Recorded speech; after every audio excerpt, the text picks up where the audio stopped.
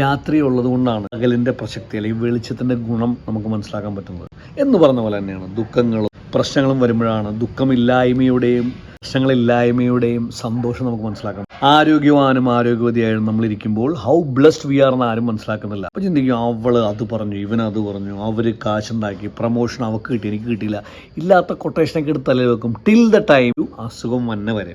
അസുഖം വന്നാലല്ല ഇതൊക്കെ നമ്മൾ പാർക്ക് ചെയ്യും, പിന്നെ അസുഖത്തിലായിരിക്കും ഫോക്കസ്. ചെയ്യേണ്ടത് ഹെൽത്തി ആയിട്ടിരിക്കാൻ, നല്ല ഫുഡ് കഴിക്കുക, പ്രോപ്പർ എക്സസൈസ് ചെയ്യുക, ദുസ്വഭാവങ്ങളൊക്കെ മാറ്റി വെക്കുക, കള്ളുകൂടി സീട്ടുകൂടി ഇജാതി പരിപാടിയൊക്കെ വേണ്ടെന്ന് വെക്കുക. ശരിക്കും ഹാപ്പി ആയിരിക്കാൻ ആണ് ഇതൊക്കെ നമ്മൾ ചെയ്യുന്നത്. ഹാപ്പി ആയിരിക്കാൻ ഒരു എക്സ്റ്റേണൽ ഏജൻറ്റിൻ്റെ ആവശ്യമില്ല. Everything is there within. ഇനി നിർത്താൻ പറ്റിയില്ലെങ്കിൽ സുഹൃത്തുക്കളെ കുറയ്ക്കെങ്കിലും ചെയ്യുക. നാലാമത്തത് സ്ട്രെസ് അടിക്കാണ്ടിരിക്കുക. പറയാൻ എളുപ്പമാണ്. അടുത്തൊരു ടീഷർട്ട് ഉണ്ട്, അതിലൊരു വാക്ക്, it's a very powerful word. Don't take life too seriously. Anyway nobody is going to get out of this life. അതായത് എല്ലാവരും ചത്തു പോകുന്നു, മരിച്ചു പോകുന്നു.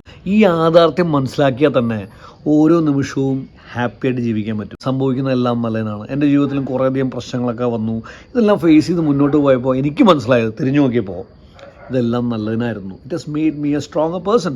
നിങ്ങൾ ഈ വീഡിയോ കാണുന്ന ഒന്ന് സ്റ്റോപ്പ് ചെയ്യും, ചിന്തിച്ച് ചോദിക്കുക, നിങ്ങളുടെ ജീവിതത്തിൽ ഇതൊക്കെ തന്നെയല്ലേ? പണ്ട് വലിയ പ്രശ്നങ്ങളാണെന്ന് വിചാരിച്ചിരുന്ന കാര്യങ്ങൾ അത് ജീവിച്ച് മുന്നോട്ട് വന്നപ്പോൾ ഒന്നുമല്ല. Let's all have a happy life. Ultimately success of life കുറേ സ്വത്തും കാറും സ്ഥലമൊന്നും വാങ്ങിക്കുന്നതല്ല.